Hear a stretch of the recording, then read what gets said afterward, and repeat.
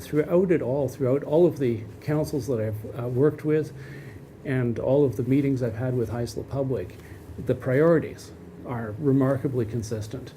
First, there's a strong desire to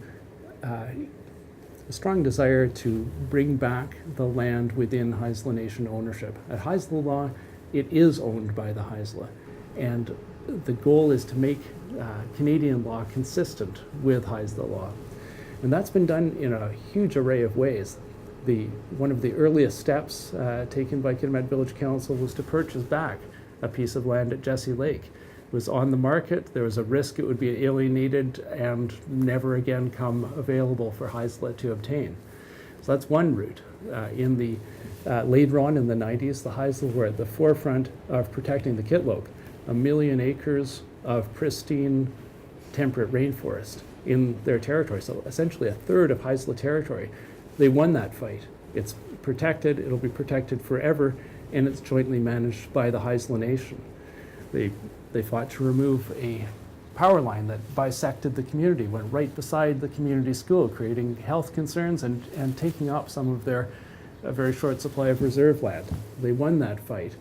And in the last decade, they've obtained a large piece of land around the head of Minette Bay and are in the process of obtaining another 2,500 acres of land beside their reserve and out down the channel, critical land down the channel for a potentially very valuable hydro project. So that obtaining back the land has been a critical, consistent point.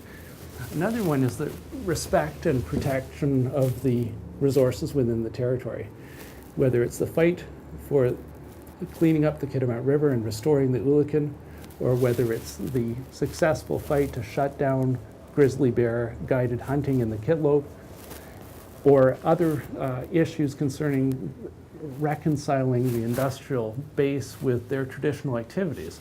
The Haisla have fought those issues, often fighting them alone and very often with extremely successful outcomes. There's a huge level of determination. I think the final thread, although there have been many, is the one that I see as an important thread. The Haisla have consistently fought for economic development that includes them. You've got a community there with a large economic base surrounding them, but with the benefits not being shared with their community.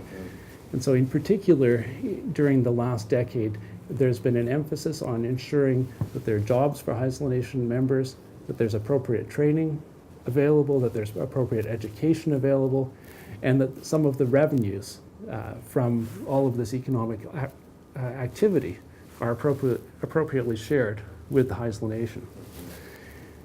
And that's been happening. The base for economic development with the Haisla is growing due to the consistent effort of the council. And I'm very confident that that process is going to continue into the future.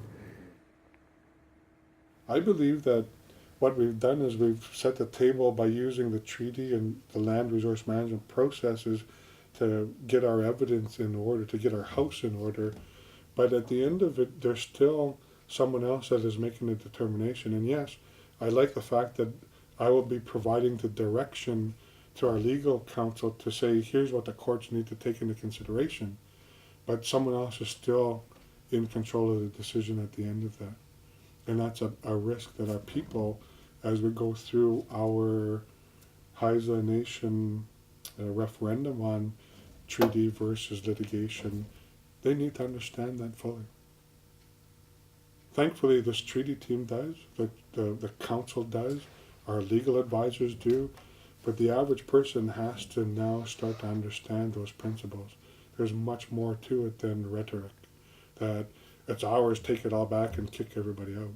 There are a lot of legal ramifications to every piece of this that need to be understood so that we as a people make an informed decision.